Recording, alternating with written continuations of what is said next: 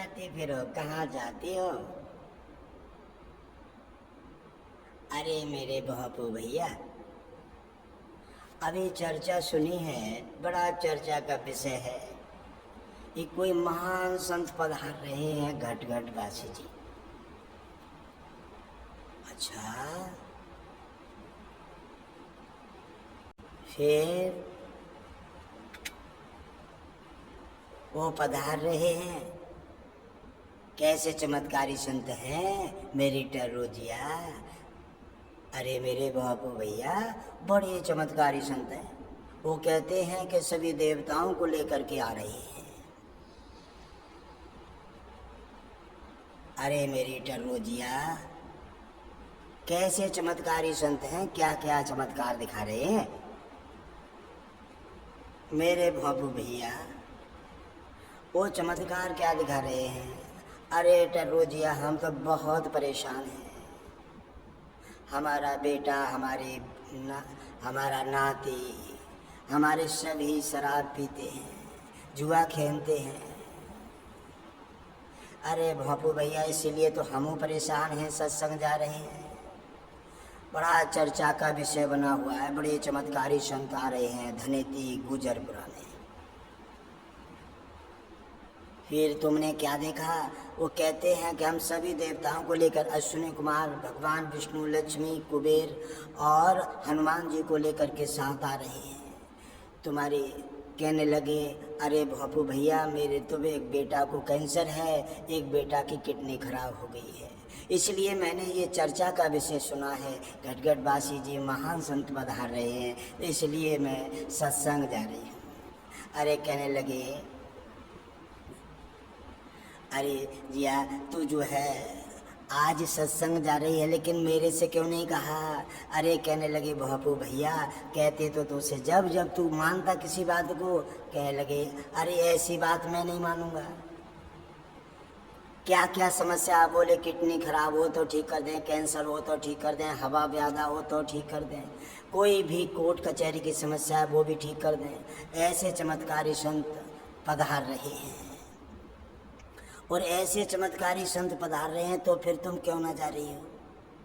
तो उन्होंने कहा, ठीक है बापू भैया, अब तुम हमें दिखा तो दो कौन से चमत्कारी संत हैं जो पधार रहे हैं और इतने बड़े चमत्कार लेकर के हर समस्या ठीक कर देंगे। कहने लगे,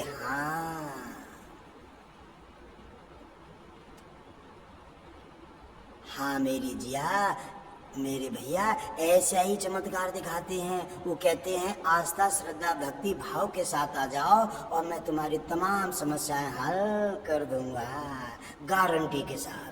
अरे कहने लगे, जिया तब तक तैने ये ना बताई। कहने लगे, अरे बापू भैया, मैं तुझे क्या बताता, मैं खुद परेशान हूँ, इसलिए तू भी चल और हम भी चलें। घटघट वासी जी के सत्संग में बड़ी धूमधाम से, बड़ी दुनिया के देश के कोने कोने पर हलचल मची है। घटघट वासी जी सभी देवताओं को लेकर के और चमत्कार करेंगे। धनेती गुजरपुरा 15, 16, 17 जून 2025 को धनेती गुजरपुरा में घटघट वासी जी पधार रहे हैं।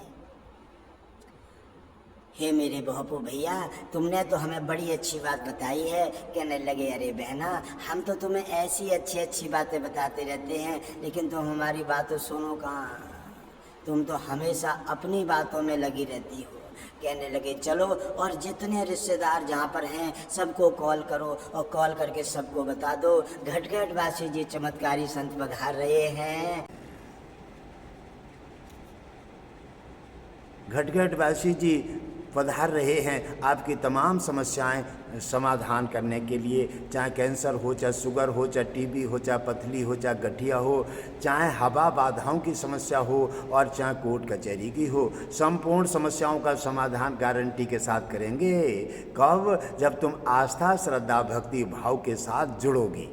आप जुड़ोगे, गुरुदेव की आज्ञा का पालन करोगे तो चिंता मत करो, हम तुम्हारी समस्याएं गारंटी के साथ हटा करके और तुम्हें आज़ाद कर देंगे। खुशियों से तुम्हारी झोली भर देंगे, लक्ष्मी को आदेश देंगे, तुम्हारे घर घर में जा कर के धन की बरसात करेंगी, गरीबी हटाएंगी। अश्विनी कुमार से कहेंगे कि तुम जाओ घर घर में बीमारी का निराकरण करो, चाहे कैंसर है, चाहे शुगर है, चाहे टीबी है और चाहे पथरी है, कोई भी बीमारी है, हर बीमारी को गारंटी के साथ हटा करके आपको आज़ाद करेंगे और आज़ाद करके आपका सबका कल्याण करके और देश में चर्चा का विषय बना है। गढ़गढ़ वासी जी चमत्कारी संत पधार रहे हैं, देश के कोने कोने पर और नेट पर सब जगह चर्चा का विषय बना हुआ है, तहलका मचा हुआ है देश में कि गढ़गढ़ वासी जी धनेती गुजरपुरा में एक चमत्कारी संत पधार रहे हैं। सभी आप चलिए, आप अपनी हारी बीमारी समस्याएं, कोर्ट कचहरी, नशीले पदार्थ सब में छुटकारा लीजिए। बात एक ही है, भाव से जुड़ जाइए, जो बताएं वो कीजिए और नामदान लेकर के भगवान विष्णु, लक्ष्मी, गुरुदेव का गुणगान कीजिए। समस्याएं गारंटी के साथ हटा करके तुम्हारा चमत्कार कर देंगे। अरे मेरे बापू भैया, ऐसा चमत्कार है घट घट वासी जी का।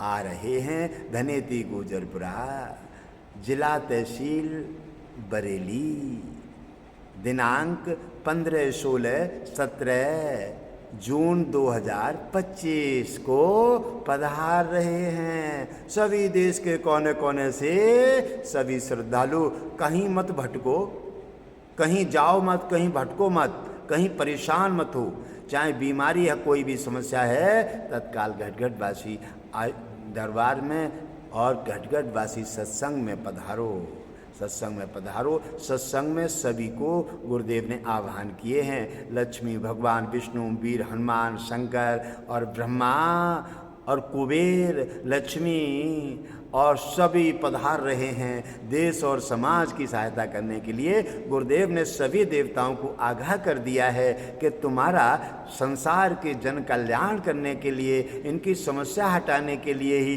देवताओं की रचना की है भगवान विष्णु ने। तो आप अपना कार्य पूरा क्यों नहीं कर रहे हैं? आप अपना कर्तव्य क्यों नहीं निभा रहे हैं? जीवन एक सफ़र है, जीवन एक यात्रा है। यात्री की भांति अपना कर्तव्य पूरा कीजिए और कर्तव्य पूरा करके सभी दीन दुखियाओं की सहायता कीजिए। इसीलिए तुम्हारा ये भगवान विष्णु ने तुम्हारी रचना की है। वृक्ष न कबो फल बके, नदी न सिंचे नीर, और परमार्थ के कारण नहीं साधु धरे शरीर। साधुओं का शरीर जीवन इसलिए होता है, देवताओं की रचना इसलिए ही होती है क्योंकि जल, नदी कभी जल नहीं पीती, वृक्ष कभी अपने फल नहीं खाता है। इसी प्रकार से जीवन एक यात्रा है। जीवन किसी के हाथ में नहीं है, जीवन किसी की धरोहर नहीं है, गरीबी अमीरी किसी का बहनामा नहीं है प्यारे, और जी अवस्था भी तुम्हारा बहनामा नहीं है। ये तो जैसे वृक्ष जैसी छाया ढल रही है, आज जवानी है, कल बुढ़ापा आ जाएगा। ये पल तुम्हारे आज है, कल तुम्हारे नहीं रहेंगे। इसलिए समझ लो, आज ही तुम्हारी बुद्धि जाग रही है। घटघट वासी जी पधार रहे हैं आपकी समस्या का समाधान और ज्ञान गंगा, अध्यात्म ज्ञान की बरसात करेंगे। अज्ञान से हटाकर जोड़ेंगे तुम्हें ज्ञान से, क्योंकि अज्ञानी प्राणी हमेशा ये कहता है ऐसा कैसे हो सकता है, ऐसा कैसे हो। ये है अज्ञान, और अज्ञान है अंधेरा और ज्ञान है प्रकाश। अज्ञान से हटा करके घटघट वासी जी आपको ज्ञान में प्रवेश करेंगे।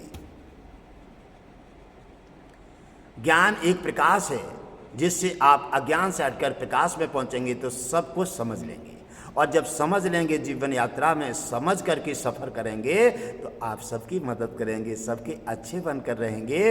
इसलिए भगवान विष्णु, लक्ष्मी और गुरुदेव तीनों घटघट वासी जी प्रसन्न हो जाएंगे। तो समझ लो, तुम्हारी समस्याएं गारंटी के साथ छू मंतर कर देंगे। रहेगी नहीं समस्या तुम्हारी, समस्या तो स्वयं तुमने बनाई है, अज्ञानवश ऐसे कैसे हो सकता है? भगवान विष्णु ने अनेकों फल मेवा मिष्ठान तुम्हें बना के भेजे हैं, लेकिन और देवता और राक्षस दोनों को अलग अलग बना दिए हैं। राक्षस मांसाहारी जो होते हैं उनके नाखून होते हैं, उनकी व्यवस्था अलग की है। तुम देवता हो, तुम शाकाहारी हो, तो तुम्हारे लिए मेवा मिष्ठान फल रबड़ी मेवा सब अनेकों तरह के फल दिए हैं, फिर आप वो चीज़ क्यों इस्तेमाल कर रहे हैं? तो ये सब तुमने ही तो अपने आप संकट खड़ा किया है।